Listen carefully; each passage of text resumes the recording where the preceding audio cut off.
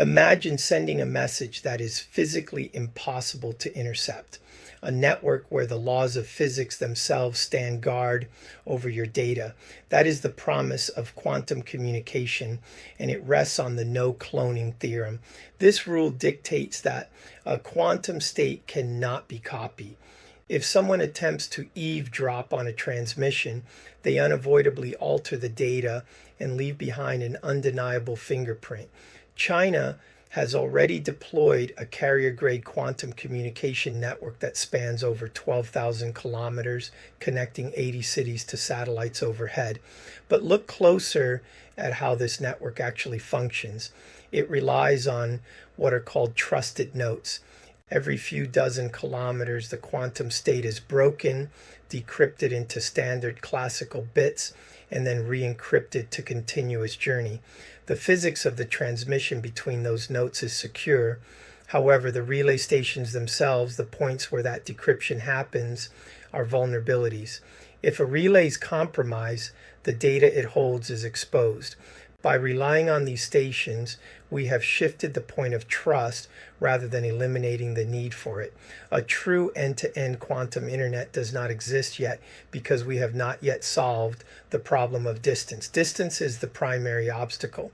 As photons travel through standard fiber optic cables, they naturally degrade and get absorbed by the glass medium. In classical networks, we solve this by simply copying the signal and amplifying it. But since the no cloning theorem forbids us from copying quantum states, we cannot use traditional boosters.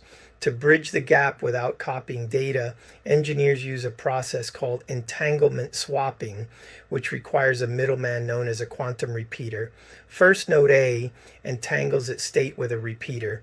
Simultaneously, the repeater entangles a separate state with node B. The repeater then performs a specific internal measurement.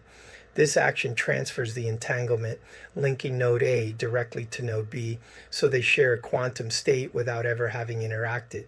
Entanglement swapping solves the distance paradox in theory. In practice, it requires perfect physical coordination and timing at every single hop across a continent. Moving this into the real world reveals several hardware bottlenecks. The first is quantum memory. To execute a swap, a repeater must store a fragile quantum state long enough to coordinate with its neighbors. Currently, the state of the art for storing a photon in a rare earth crystal is only 20 milliseconds. That is just 200 seconds of a second. The second bottleneck is fragmentation.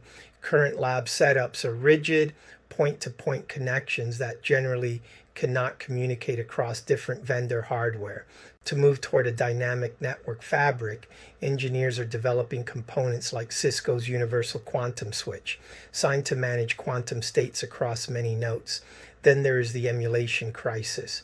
Classical computers struggle with the complex mathematics required to simulate large-scale quantum networks. This schematic shows how engineers use virtual quantum emulators and digital twins.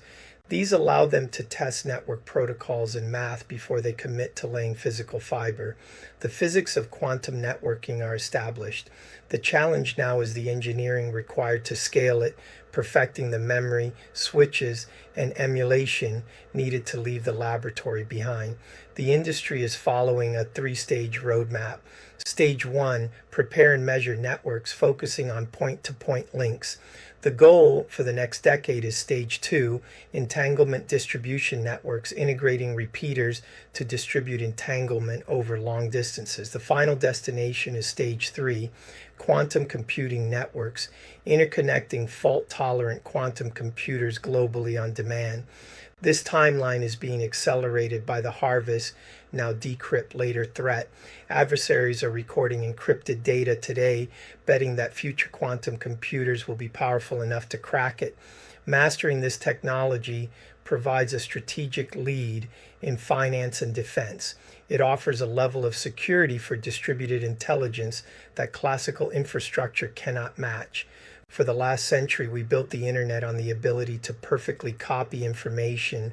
Engineering race of the next century is defined by the ability not to.